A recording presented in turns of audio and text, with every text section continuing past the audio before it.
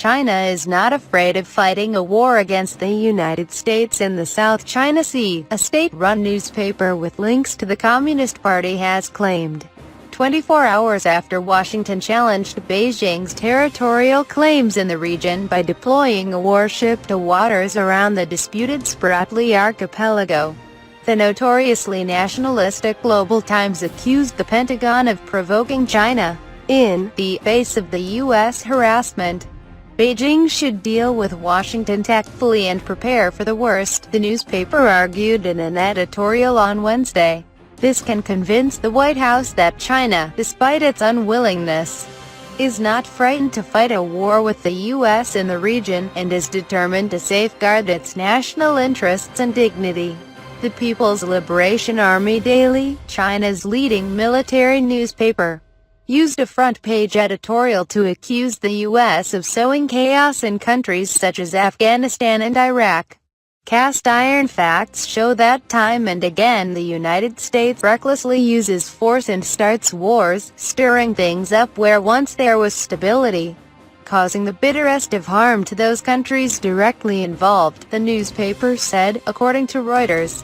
Tuesday's maneuver, which saw the guided missile destroyer Us-Lassen sail close to artificial Chinese islands, came after Barack Obama and Chinese President Xi Jinping failed to find common ground over the issue during recent talks at the White House. U.S. Defense Secretary Ash Carter warned that further freedom of navigation operations in the region were planned. "We will fly, sail and operate wherever international law permits," he told a congressional hearing.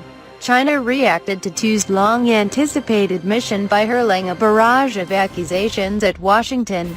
"The United States has been very irresponsible," Defense Ministry spokesperson Yang Yujin said, according to Xinhua, China's official news agency. "We will take any measures necessary to safeguard our security."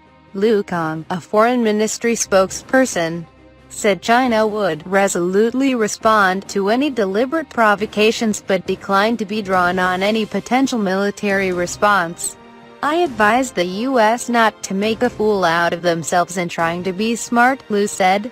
But despite the angry rhetoric coming out of Beijing, experts say China's response has been relatively muted. It seems like China's reaction, at least initially, has been to respond in a restrained, operational way.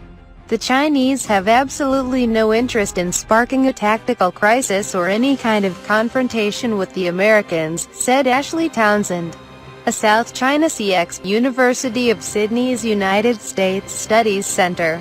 China's military buildup in the South China Sea, including the construction of a 3-kilometer runway capable of supporting fighter jets and transport planes, has become a major source of tension between Beijing and Washington. China claims most of the South China Sea, one of the world's busiest sea lanes, although Vietnam, Malaysia, Brunei, the Philippines and Taiwan have rival claims.